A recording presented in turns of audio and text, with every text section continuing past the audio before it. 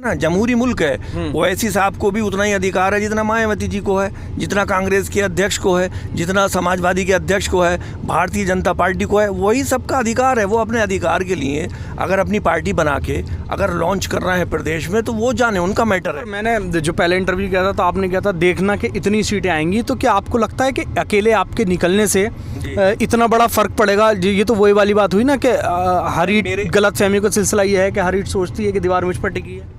और बहुजन समाज पार्टी 84 के बाद सबसे कम सीटें ना के बराबर, जिनका कहीं भी पूरे प्रदेश में कहीं भी कोई जिक्र नहीं हुआ, प्रदेश में कहीं लड़ाई में नहीं है, तीसरे और चौथे नंबर पर भी नहीं है कि बीएसपी जो है अब एंटी मुस्लिम पार्टी बनने वाली है। बिल्कुल, मुझे भी ऐसा ही लगने लगा था, इसीलिए मैंने चाहा कि थोड़ा किनारा कर लें, क्योंकि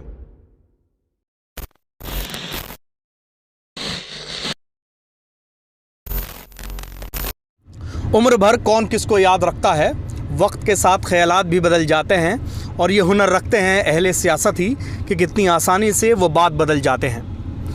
आपको याद होगा कि अब से शायद 1 या 2 महीने पहले मैंने इंटरव्यू किया था अकील उर रहमान साहब का, और जिनके इंट्रोडक्शन में मैंने कहा था कि संभल के सबसे ज़्यादा पढ़े लिखे और बसपा के नेता, पढ़े लिखे तो ये बेशक आज भी हैं लेकिन अब बसपा के नेता नहीं रहे हैं। इनको 2 दिन पहले निष्कासित कर दिया गया है। वजह थी, क्या वजह रही इनसे जानेंगे, क्योंकि र्यूमर्स जो हैं बहुत सारे हैं कि टिकट नहीं मिला, पैसे नहीं दे सके, इस तरह की वजह थी। लेकिन जो पुख्ता वजह बताएंगे वो यही बताएंगे सर क्या वजह रही, क्योंकि आप बहुत पुराने और सच्चे सिपाही रहे हैं बसपा के, इसके बावजूद भी आपको इस तरह से इग्नोर कर दिया गया इलेक्शन के इतने करीब। ये तो पार्टी जाने कि क्या मामला था। मैं तो इतना जानता हूँ कि बहुजन समाज पार्टी में पिछले 29 साल से बड़ी मेहनत, निष्ठा, कर्मठ तरीके से मैंने रहा और काम किया, और यहाँ पर बसपा नाम को नहीं थी। समाजवादी का गढ़ माना जाता था हमेशा से मुरादाबाद और संभल, और इस ऐसी जगह पर मैंने अल्हम्दुलिल्लाह खाली अखबार की या बैठ के ड्राइंग रूम वाली राजनीति नहीं की, फील्ड की ऐसी राजनीति की कि संभल जैसी नगर पालिका में अब मेरी पत्नी 10 साल बहुजन समाज पार्टी से लगातार 2 चुनाव लड़ी, दोनों जीती। और मैं जहाँ पर लोग ये कहते थे कि यहाँ पर बसपा का विधायक और वो भी मुसलमान कैसे जीतेगा, वहाँ अल्हम्दुलिल्लाह बसपा का मुसलमान अकील उर रहमान जीता और सबको साथ लेकर के चला। सबने मुझे वोट दिया, हर धर्म, हर जात, हर बिरादरी को ऐसा भाईचारा बनाया कि बैजूई जैसी विधानसभा में चुनाव जीता, 1 बार जीता, मंत्री रहा, दोबारा फिर मुझे मौका दिया, दोबारा फिर जनता ने मुझे विधायक बनाया। और उस बार तो ऐसा बनाया कि 2 टिकट थे, 2 मेरी पत्नी संभल विधानसभा लड़ रही थी 2007 वाला, मैं लड़ रहा था बैजूई में। मैं तो चुनाव जीता, कुछ वोटों से पत्नी हार गई। 2 इलेक्शन को मैनेज करना बिना मेरे जाए वहाँ पर बहुत ना के बराबर 25% टाइम मेरा बैजूई में लगा, 75 संभल में लगा। उसके बाद भी चुनाव जीता। पार्लियामेंट लड़ा मैं मुरादाबाद की, आप देख लिए लगभग 3.25 लाख वोट मुझे आए। मुझसे ज़्यादा मुरादाबाद मंडल में किसी भी बीएसपी के कैंडिडेट को नहीं आए। इससे पहले 2004 में मेरी पत्नी चुनाव लड़ी लोकसभा का, आदरणीय राम गोपाल यादव जी उस समय चुनाव लड़े थे, बड़े नेता थे, सरकार भी थी, हारी ज़रूर पत्नी, सम्मानजनक हार हुई, दूसरे नंबर पे आए। तीसरे नंबर पे डीपी यादव जी आए और चौथे नंबर पे भारतीय जनता पार्टी आई। तो मुझे हर वर्ग ने, मुसलमानों ने, हिंदुओं की हर जात बिरादरी ने, दलितों ने, सबने अपार प्रेम दिया। बहुत बड़ा मैं उनका हमेशा आभारी रहूँगा।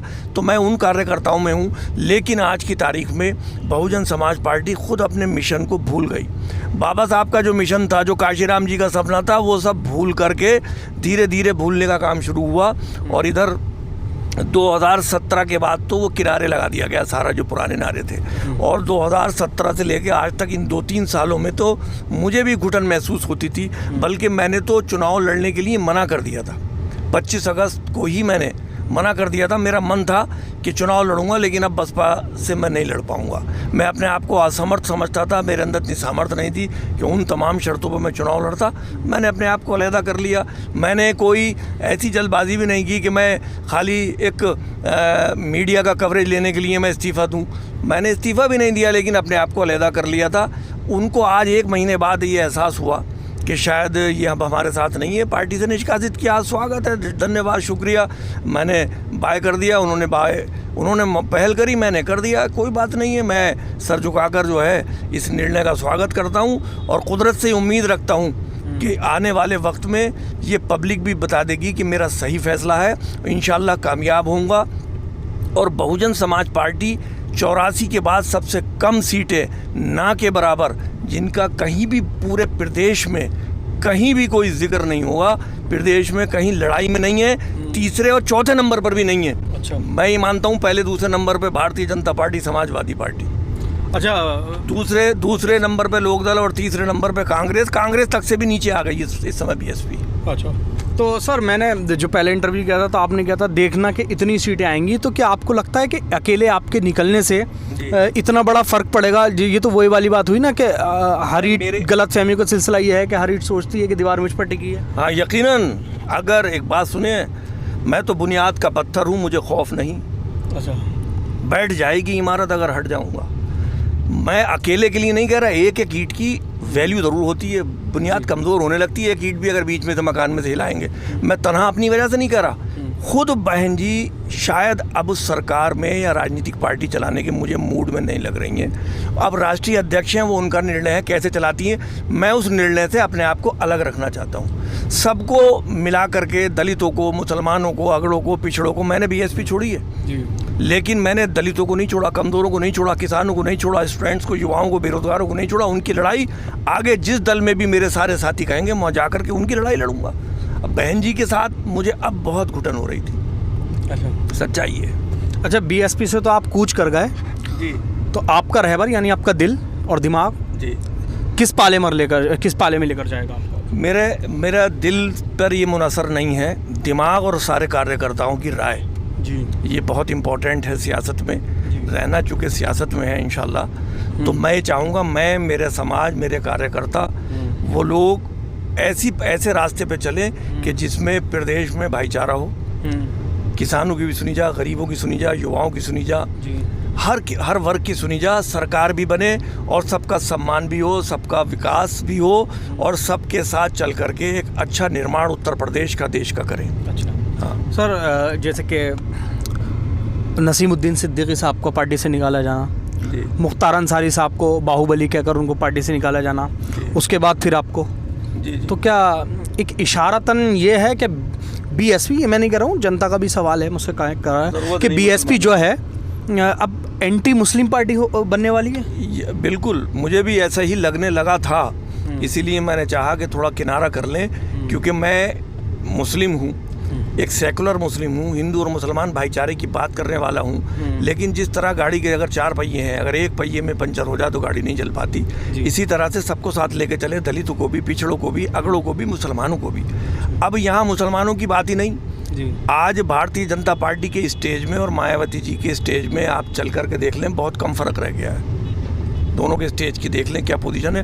पहले कुछ और हुआ करता था, आज कुछ और होने लगा, तो मैं अपने आप को असहाय महसूस करने लगा। इसलिए मेरा मन अब नहीं है, पिछले 1-1.5 महीने से बहुत आहत हुआ हूँ मैं इन तमाम बातों को सोच के, देख करके, इसलिए मैंने अपने आप को अलहदा रखने का फैसला किया है। इमोशनली भी काफ़ी मुश्किल रहा होगा, क्योंकि वो कहते हैं ना, एक दरख्त भी लगा हुआ होता तो दुख होता, यकीनन कटने का, तो मुझे आज बेहद दुख है।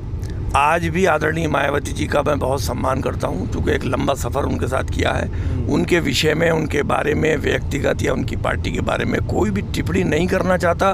वो राष्ट्रीय अध्यक्ष हैं, जिस तरह पार्टी को ले जाना चाहती हैं स्वतंत्र हैं, लेकिन मैं भी इस जमहूरी हिंदुस्तान में, मेरे बुज़ुर्गों ने भी अपनी आज़ादी के लिए मुल्क की सब कुछ किया है, मैं भी स्वतंत्र हूँ, मैं भी बीएसपी की राजनीति आगे कर नहीं सकता था, मजबूर था। यहाँ मुसलमानों की अब गिनती है नहीं, जहाँ मेरी अपनी कौम की गिनती ना हो तो वहाँ रहना बहुत समय उचित नहीं होता। अच्छा, ये मैं एंड कर रहा हूँ। एक AIMIM राष्ट्रीय पार्टी है। आगे से पैक कर लियो। ये पार्टी है और ये पार्टी में असदुद्दीन ओवैसी यूपी का फिर से रुख कर रहे हैं। तो क्योंकि दलित और मुस्लिम की भी चलते हैं वो भी, तो क्या आप क्योंकि एक दलित नेता के तौर पर भी जाने जाते हैं, मतलब दलितों का नेता के तौर पर जाने जाते हैं, तो क्या आप ओवैसी साहब का रुख करना पसंद करेंगे या नहीं? नहीं, अभी मैं ये नहीं कह सकता भाई। वो भी देख, मैंने कहा ना, जमहूरी मुल्क है। ओवैसी साहब को भी उतना ही अधिकार है जितना मायावती जी को है, जितना कांग्रेस के अध्यक्ष को है, जितना समाजवादी के अध्यक्ष को है, भारतीय जनता पार्टी को है। वही सबका अधिकार है। वो अपने अधिकार के लिए अगर अपनी पार्टी बना के अगर लॉन्च कर रहे हैं प्रदेश में, तो वो जाने, उनका मैटर है। मेरा अभी जाने का ना तो ओवैसी साहब के साथ ना और किसी पार्टी में अभी पूरा कुछ भी मैं नहीं कह सकता, जब तक कि मैं अपने पूरे मुरादाबाद मंडल के सम्मानित साथियों को, कार्यकर्ताओं को, विशेष रूप से अपने असमोली क्षेत्र, अपने कुदरकी, बिलारी, असमोली, संभल, चंदौसी, मुरादाबाद, चूँकि मुरादाबाद से ही मैं चुनाव लड़ा हूँ, और पूरे ही मंडल के साथियों से मैं मशवरा न कर लूँ, जिधर वो राय देंगे और जिधर मेरी और उनकी राय मिलेगी, मैं उनका साथ, उनका चलकर, उनकी राय लेकर मैं उसी पार्टी का रुख करूंगा। वो आपको बहुत जल्दी पता चल जाएगा इंशाल्लाह। अच्छा, एक आखिरी सवाल कि इस वक्त जो BSP की कंडीशन है, उसे 10 में से आप क्या रेट करेंगे? अभी रेट में है ही नहीं 10 में से एक के भी। अच्छा, माइनस में है? हाँ, इस वक्त नहीं है, इस वक्त 0 पर खड़ी है। अच्छा। रेट में और पार्टियां आगे चल रही हैं, कोई 6 पॉइंट पे है, कोई 5 पे है, कोई 4 पे है, कोई 3 पे, कोई 2 पे। लेकिन आज बहुत तकलीफ मुझे ये बात कहने में हो रही है, मैं नहीं कहना चाहता था, आज ऐसी स्टेज पे आ गया कि सच्चाई ये है कि 0 पे खड़ी है BSP।